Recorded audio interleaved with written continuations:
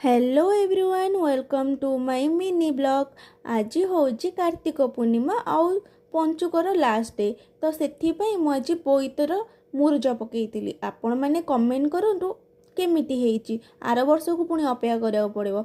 Then आम बाहरी पड़ू आम घर पाखे थिबा गोटे मंदिर को कारण आज कार्तिक पूर्णिमा ना डंगा बसैबार अच्छी मो सांग ये देखाई देखु मो मम्मी मोर ये डंगा सजाऊलु। देन तुलसीपुर भाई मैंने ये बोईत छाड़ुले।